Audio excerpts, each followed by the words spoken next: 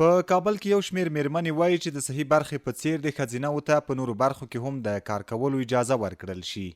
دوی وایي په هیواد کې ډیری داسې میرمنې شته چې د کور سرپرستي ورله غاړې ده او د کار کولو لپاره مجبورې دي چې د خپلې کورنۍ لپاره نفقه پیدا کړي.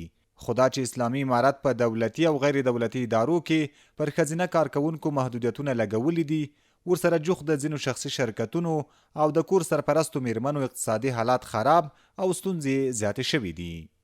تنها در بخش تجارت خانم‌ها مشکل ندارند. تنها در بخش یوازې د تجارت په برخه کې ښځو ته اړتیا نه ده، یوازې په صحي برخه کې ښځو ته اړتیا نه ده، بلکې ښځو ته په هره برخه کې اړتیا ده. د مثال په ډول یوه میرمن د خیاطۍ په برخه کې مهارت لري، کار کوي او نور یې بیا دې برخې ته لاسرسی نه لري، نو هغه باید څه وکړي؟ ښځو ته په نندارتونونو کې هیڅ اجازه نه ورکول کېږي چې ګډون پکې وکړي، او اوس خو په دې وختونو کې هیڅ نندارتون هم نه دی جوړ شوی.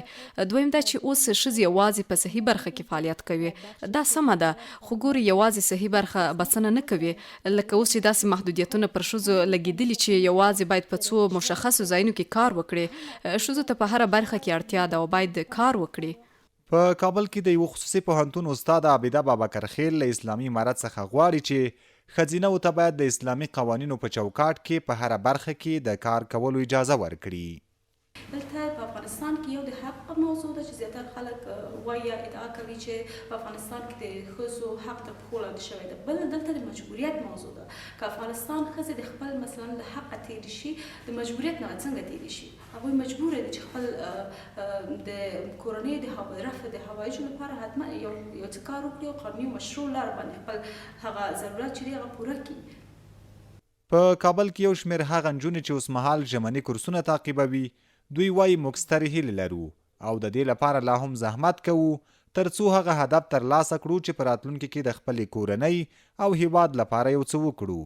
خو بل لور ته بیا د ناهیلۍ دا خبره کوي چې روانو حالاتو او د پوهنتونونو تړل کېدو زړه ماتې کړي دي. زه خپله دې ته ډېره لیواله وم چې یو چېرته دنده ولرم، کار وکړم، خو دا چې زه د دې هیلې پوره کېدو ته نږدې سوم، نو زموږ پر وړاندې ستونزې هم ډېرې سوې او اوس داسې ښکاري چې زما هیلې په همداسې پاتې سي او ورته به ونه رسېږم. ما ضرورت داریم که خانم‌ها هم در جامعه حضور موږ اړتیا لرو چې ښځې هم په یوه ټولنه کې فعاله ونډه ولري او دا ډېره ښه ده چې په ټولنه کې د ښځو ګډون پراخ وي، ځکه کله چې اسلامي امارت واک ته رسېدلی دی، زموږ په ټولنه کې د ښځو حضور هم ډېر کمرنګه سوی دی، ځکه د کار کولو اجازه نه ورکول کېږي. زه هیله لرم چې بیرته هر څه سم سي او ښځو ته هم د کار کولو اجازه ورکړل سي. موږ ډېرې خوشحاله کېږو چې زده کړې وکړو او وظیفه ولرو. په دې راپور کې موږ هڅه وکړه چې د اقتصاد وزارت نظر هم ولرو، خو له پرله پسې هڅو سره بیا هم بریالي نشو. بل خوا څو ورځې وړاندې د اقتصاد وزارت ویاند له رسنیو سره په مرکه کې ویلي وو چې دوی داسې هڅې روانې کړي تر څو په صحي برخه سربیره په ځینې نورو هغو برخو کې هم چې ښځینه‌وو ته پکې اړتیا ده د کار اجازه ورکړي.